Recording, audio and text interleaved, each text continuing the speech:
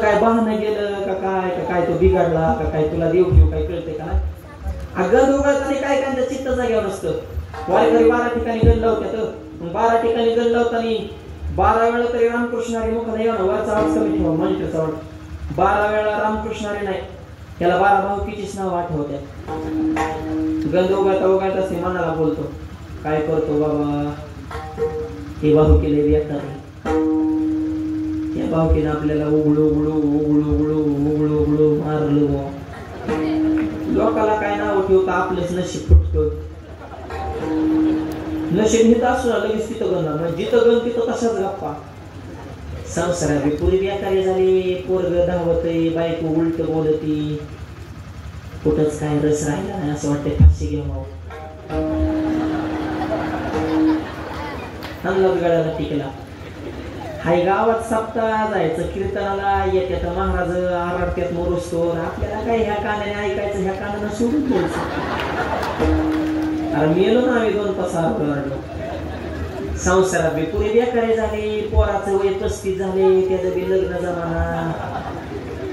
त्याच्या लग्नाचा विचार मनात आला की अटॅक येतोय का काय असंच वाटतंय मला.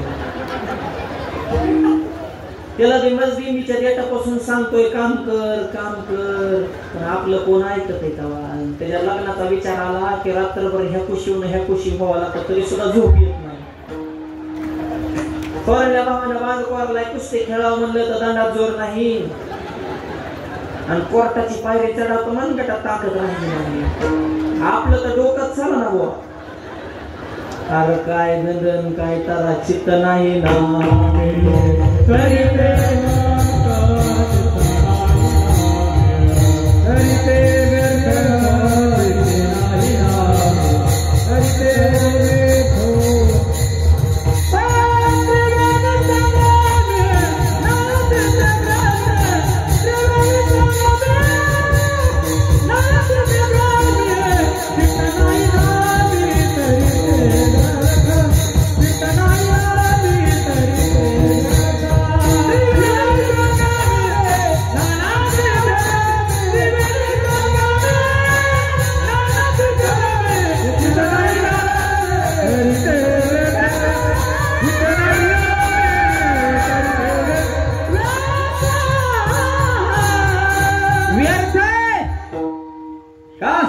चित्त नाही ना मी तरी ते व्यर्थ.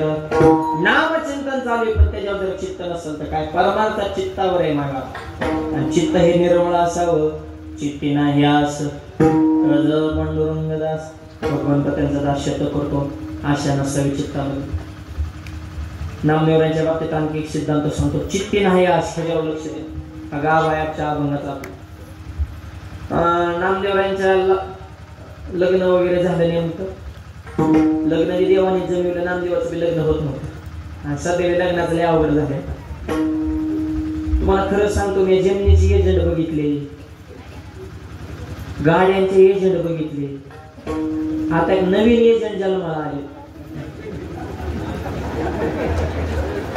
तुमच्याकडे आहेत का लग्नाचे एजंट? लग्नाचे पैसे आणतात 2-2, 3-3 लाख मध्ये. लांबून आणतात तिकडून कुणी करून दे पुरी मधल्यामध्ये. लयच अवघड आहे, पुरीच मिळा. आणि मधल्याला काय पैसे दिले होते, कुठे लग्न जमितात. दराला काही सोपी नसते तो लग्न जमिनात. ते श्रीमंतगडचं पोरग होतं, त्याचं लग्नच जमाना. का जमाना लग्न? त्याचा जरा प्रॉब्लेम होता. त्याला 2 डोळे नव्हते, एकच डोळा होता. 2 हात नाही, एकच हात. आणि 2 पाय नाही, एकच पाय. एकच पाय, एकच हात, एकच डोळा. कोण बायको दिली? पोराचा बाप पाय टाकला. पैसा नोकर, पण कोणती नसलेल्या पोरी. एक मधला गाठला, तेव्हा मी जमितो, लाख रुपये लागतात. बाप म्हणा 2 लाख घे, ह्याला पिवळा करा. तो लई येड्यावानी करायला लागलाय. दलालाने 2 लाख घेतलं, गेला ना मुलीच्या घरी, आणि वर्णन सुरू केलं. आणि मला असं स्थळ I I I I I परत असं स्थळ येणार नाही. छान मुली नेमकं कसं असतं ना. पुरीचा बाप घेऊन आणि शेक बार काढलेली काय म्हणे असं त्यांना काय महाराजांनी केलं केलं गप्पून बोलत येते. या कीर्तनात का लोकांना बोलू नको ते मला तुम्हीच बोलू नका. आता म्हणलं मला बोलायला का म्हणे बोलले. मग एका प्रश्नाचं उत्तर ते मला विचारते मला महाराज अशी कोणती गोष्ट ती वडल्यावर बारीक होती. मी म्हणलं दावा वडल्यावर लांब होतं, वायर बी वडल्यावर लांब होती, वडल्यावर बारीक होती. मला नाही येत. ते मला किती सोपं आहे बिडी. हे असली पोरं असते तर त्याचा वापरच बिड्या वगैरे ती बघत या बिड्यावरील चॅप्टर असतात. पुरे गावागावात नाटकं व्हायचे जुना काळात. नाटकात काय महिला काम करत नव्हत्या. स्त्रीचं पात्र असते ना, शांत बसा पोरं. स्त्रीचं पात्र असले ना पुरुषच करायचे. गावातल्या पोरापोराने नाटक बसलं द्रौपदी वस्त्रहार. त्यांना द्रौपदीच भेटणार. पोरगं दिसायचं तसं पाहिजे ना, गोरं गुंट नाक्षर. ते द्रौपदीला मेस्कर झालं पाहिजे ना. एक पोरगं भेटलं त्याला होती बिड्या वाढायची सवय. तेव्हा मला मी द्रौपदी होतो पण बिडी शिवाय ना. पोरं म्हणजे बिड्यावर पण केकच्या मागे गेल्यावर तुझा सांगायला बिडी तिथून सोंग करायचा. ओके. द्रौपदीने साडी घातली, मेकअप केला, चामचाम करायची. द्रौपदी बिडी तोंडाला लागली, जोर का वाढला. पडदा उघडणार होता ते जेस केलं होतं त्याला टायमिंगच काढायला नाही. नेमका कवा उघडायचा. द्रौपदीने दूर वाढायला तोंडात आणि पडदा उघडा एकच टाइम. द्रौपदीने बिडी फिरली पण दूर कुठं फेकता येत. डायरेक्ट द्रौपदी टेजवर भरगतचा समाज आणि द्रौपदीच्या तोंडात बिडीचा धूर दाबून घाललेला. आणि कृष्णानुसार मोठमोठ्याने उड्या हाणायचा. द्रौपदी तू काहीतरी माझ्याशी बोल. काय बोलत द्रौपदी? द्रौपदी मनात म्हणजे कृष्णा मी जर बोलले तर लोक तुला हाणत्याला मला हाणत्याने. माझ्या तोंडात बिडीचा धूर आहे, मी तरी कवर दम काढू. द्रौपदीने हा केलं, दिला दूर सोडून अख्ख्या टेजवर नुसता धूरच. लोक म्हणजे धूर कसं काय? कृष्ण हुशार होता ते मला द्रौपदी मला माहित आहे. तुझा जन्म अग्निकुंडातून झाल्यामुळे अजून सुद्धा धूर निघतो या. द्रौपदीचा जन्म यज्ञातून झाला ना, मग तवा तो राग म्हणून झट खातो. लोक म्हणजे खरंय खरंय काय कळतं लोकाला तरी. कृष्णाला बी काय सुचलं? कृष्ण सुद्धा अट्टल बिडा वाढणारा होता नाटकातला. विडवलं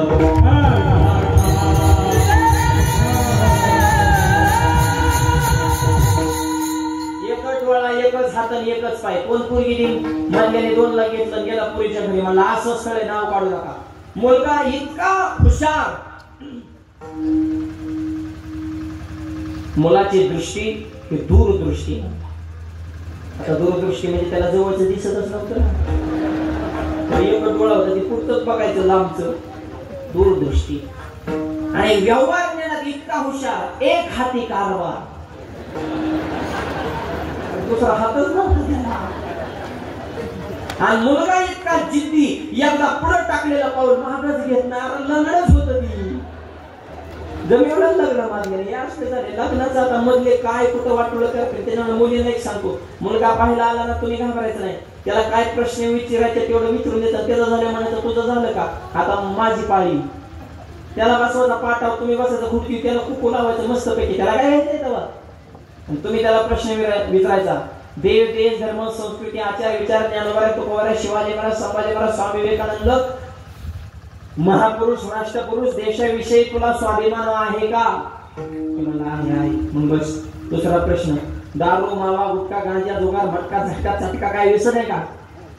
नाही. मग बस. तुम्हाला हाय व्यसन. उठ घाल बूट आणि तसा सूट. इकडे यायचं नाही परत. पावडात मावा निघाला इकडे पावड घेऊन पुरी नाही म्हणे. त्याचा पुढचा प्रश्न. मरेपर्यंत आई वडिलातून वाईला निघता येणार? तुम्ही म्हणायचं मुलींनी, आम्ही म्हणून उपयोग नाही. तुम्ही मास्टर माइंड घरी एकत्र ठेवण्यासाठी खरे सूत्रधार. आणि त्याचा पुढचा प्रश्न मुलीने म्हणाय शौचालय बांधलं आहे का? फार महत्वाचा प्रश्न. आणि विशेषतः मराठवाड्यात आणि विदर्भासाठी. अजूनही गावागावात बघतो आपण काय परिस्थिती. लोक चंद्र गेले मंगळ गेले आपल्याला शौचालय बांधणं होत नाही. त्याला प्रश्न करायचा शौचालय बांधलंय का? आणि त्याला प्रश्न ते चालू आहे का? आता काय काय बांधतात पण मधल्या बांधात फळी टाकतात आणि त्याच्यात आवळ्या टाकतात. आता ती फळी दिसतात पाय जर होतला भांड्याचा कापावं लागेल ना घोटायचा. ते ग्रामपंचायत फुकट येतात तर काय काय ना फुकटची किंमत. एक जणांनी ग्रामपंचायत संडास बकरून घेतलं. संडास मध्ये पाणी टपरी टाकली. टपरी टाकणाराला अक्कल नाही पण तिथून मावा घेणाराला कळव ना आपण कुठला माल घेतोय बुवा. काय आचार विचार काय. संत गाडगे बाबांनी जशी लोकांची मन साफ केली तशी गावोगाव सुद्धा साफ केली. मायबाप जिथं स्वच्छता आहे तिथं लक्ष्मी वास करते. दुबई मध्ये कीर्तनाला गेलो होतो आम्ही मागच्या वर्षी. काय ते दुबई मध्ये स्वच्छता आहे राव. कोणताच कोप दिसणारच नाही तुम्हाला स्वच्छता. रस्त्यात फुकला की 1.5 लाख रुपये दंड आहे. आम्ही सुद्धा म्हणलं गाडीत फुक आपण बाहेर फुकला 1.5 लाख रुपये दंड म्हणजे चूक नाही का? आणि परिसर आणि स्वच्छता इतकी, किती नालायक माणूस असू द्या त्याला तिथं घाण करू वाटणारच नाही. इतकं सुंदर घरात कोण थुकतं का स्वच्छ आहे ना तसं घर, अंगण, रस्ता, चौक, गाव, प्रदेश स्वच्छता जिथं असते तर लक्ष्मी नांदते.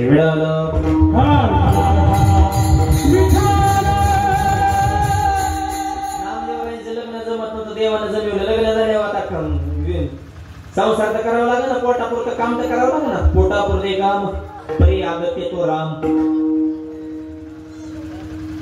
दामाजी पण त्यांनी नामदेवांना बोलून घेतलं म्हणजे इकडे या, आपला कापडाचा वंश परंपरागत व्यवसाय कापडे घ्या, मंगळवेळाला जाऊन विकून कपडे विकून या. नामदेवाने कपडे घेतले गेले विकायला. कपडे विकायला गेले, कापडे समोर मांडले, नामदेवाने वजन सुरू केलं. दुकानदाराचं वजन करतोय, काय गिऱ्हाईक येईल. नामदेवांची अवस्था कशी होती?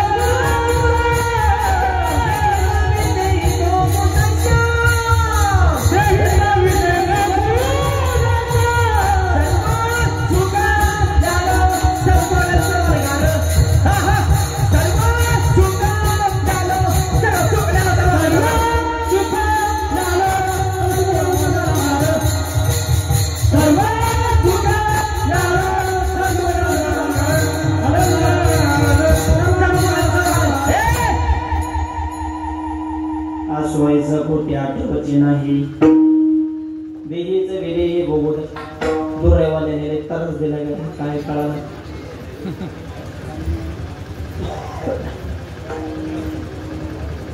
आजवायचं पोटे आठवचे नाही. देहीचं वेळे हे भोगवदशा. देहावर उदास कोण गिरायकी. संध्याकाळ झाला, रुपये बाबाने नाही. ज्या दुकानदाराला दुकान चालू वाटतं त्या दुकानदाराने 3 गोष्टी देण्यात ठेवा. दुकान मंदिर माना, गिरायक देव माना, आणि त्याच्या संग प्रेमाने केलेला व्यवहार ही त्या देवाची पूजा माना. दुकानदार चाललं नाही मग भेट, तू गिरायकावर दाखवतोय. लोक म्हणतात तुझ्या बाबा तूच खरं लोकांना काय लय पडले ते, त्याच्यामुळे प्रेमाने राहावा. कपडे बांधले, संध्याकाळी आले माघारे. दिवस मावळाच्या टांग्याला झाडाखाली थांबले. झाडाखाली भला मोठा दगड उघडा, बमच्या बम पडला दगड.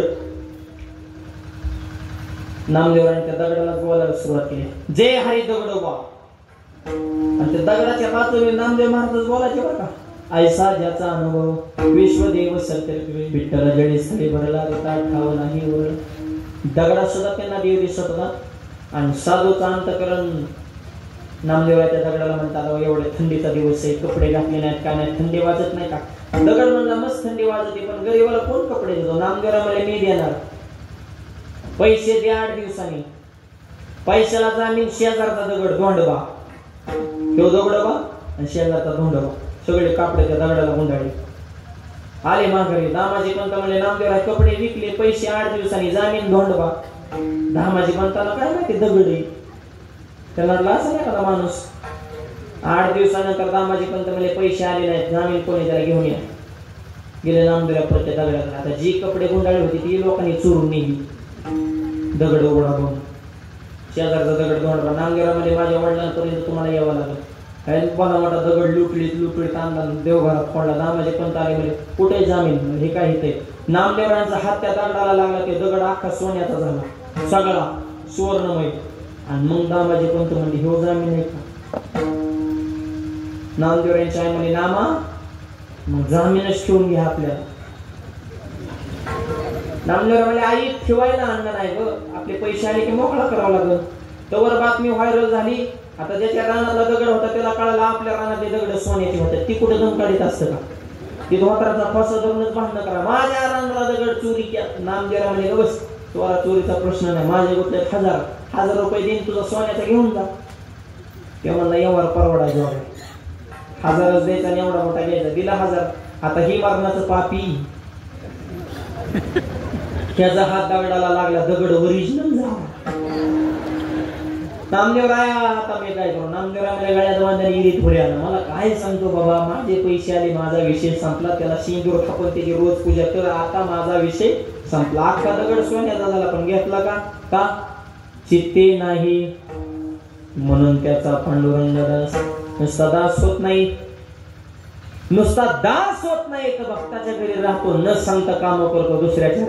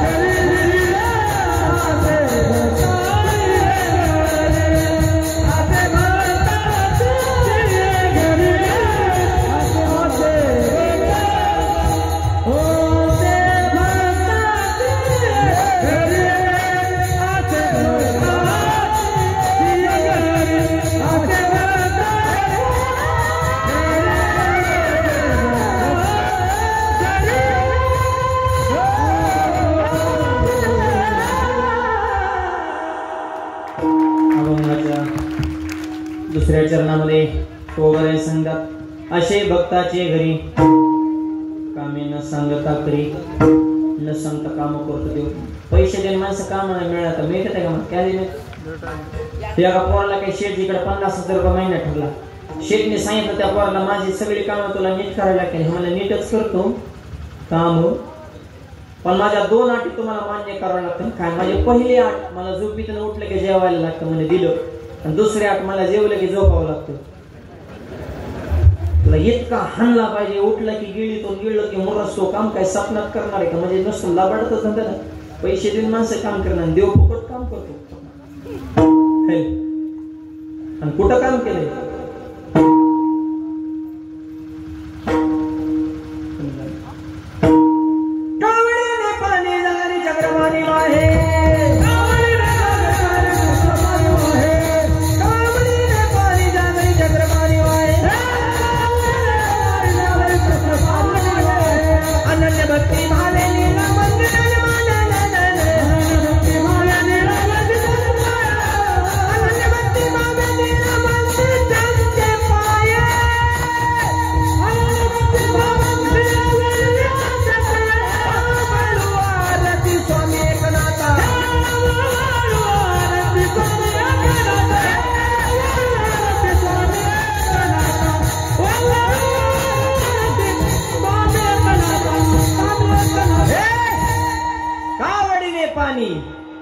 ज्या घरी चक्रपाणी वाहे, अनन्य भक्तिभावे लावले त्यांचे पाय.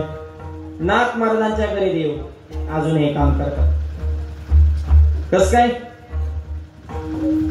नागषष्ठीच्या 2 दिवस अगोदर पैठणला जा. नीट ऐका. त्या पैठणच्या जुन्या वाड्यात एक रांजण आहे. त्या रांजणात आता पैठण गाव कळशीने पाणी ओततं पण रांजण भरत नाही. ज्यावेळेस भगवंत कुणाच्या तरी रूपाने येतात पण त्या रांजणामध्ये पाणी ओततात तेव्हाच तो रांजण भरतो. म्हणजे देव अजूनही काम करतो. असे भक्ताचे घरी कामी न सांगता करी. काही सगळ्यांचा विश्वास बसेल का? नाही. त्यावेळेस एक जण असं होतं, त्याने ऐकलं, म्हणलं देव कुठे येत असतो का पैठणला रांजणात पाणी ओतत असतो का? शक्यच नाही. आणि जर तसं असेल तर त्यांचा आवाज बॉक्स तर म्हणा मी देवाचं दर्शनच घेणार. ही कमी ठेव. दर्शन घेणार.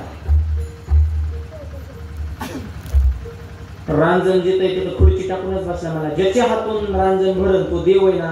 म्हणजे ज्याच्या हातून रांजण भरण त्याचं दर्शन घ्यायचं. आणि तो म्हणला एक तर देव नाहीच. जरी येत असेल पाणी वाटणार नाही. देव नाही म्हणणारे भरपूर आहेत. मला एक जण मला आहे तर दाखवा. मी नेमकं लाईटच्या पोल पशी उभा होतो. करण्याचा आवाज कमी ठेवा. लाईटच्या पोल पशी उभा होतो. मी म्हणलं ह्या पोलवर त्या पोलवर लाईटच्या तारा गेल्यात. त्याच्यातून वीज वाहते का? म्हणला वाहते. दिसते का? नाही. लाव बरं हात. हा मला करंट बसन ना. मला दिसत नसतो पण बसतो.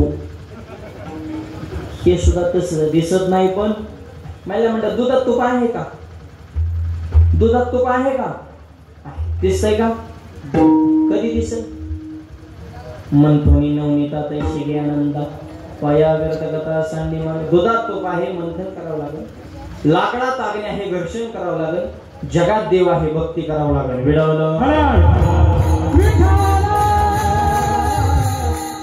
नास्तिक माणूस देव न मानणारा पैठणला रांगापाशी खुर्ची टाकून बसला. आधीच बायकोला दम टाकला. गावातल्या सगळ्या मातांना पाणी टाकायला येतील, रांगामध्ये पाणी वाटायला येतील पण तू यायचं नाही. ती म्हणजे ठीक आहे. तिचं नवीन लग्न झालं म्हणून ती ऐकण्यात होती. आणि नवीन ऐकतच बघा. नवीन नवरी बघा किती शुद्ध बोलते. मालकाला एव्हा तेव्हा तुम्हाला जेवायची काम. कशाला जेवण ती मरायला? ते शुद्ध भाषा ऐकून त्याचं पोट भरतं. अहो ऐकलं का? अर्ध का काय ते सरळ बोलतो. ठेवान जेवण ठेवान ह्याला जशी शायनिंग खाण्याची अनुस्वार दिल्या भाषा शुद्ध होत असते. लग्न झाले मग ते जेवायचे का? वर्षांमध्ये गिळायचंय का? नाही. 2 वर्षांमध्ये हाताने घेऊन गिळायचो. 3ऱ्या वर्षी मग दिंडी कवा निघायची रे? दिंडीत मरतो पण घरात नको. मला सुकाले नसल्यावर काय जायचंय त्याला? एक विचार पाहिजे. नवरा बायको एक विचार असतो पण समजून घेण्याची भावना पाहिजे. बोलणं माणसं नीट पाहिजे. मालकाचे डोकं दुखत होतं आणि मालकीन मालकाचं डोकं धावे. डोकं दाबतात मालकीन मालकाला होय. लग्न झाल्यापासून तुमचं डोकं दुखल्याच्या नंतर मी तुमचं डोकं दाबले. लग्नाच्या आधी तुमचं डोकं दुखलं. तुमचं डोकं कोण दाबायचं? तेव्हा लग्नाच्या आधी माझं डोकंच दुखत नव्हतं. तुला हार घातल्यापासून डोकेदुखी वाटली म्हणलं नाही तर मी लय सुखानं जगत होतो. मला आता इतकं टूचू म्हणलं कसं त्याने स्वयंपाक करायचा. त्याच्यामुळे समजून घेण्याची भावना ठेवा.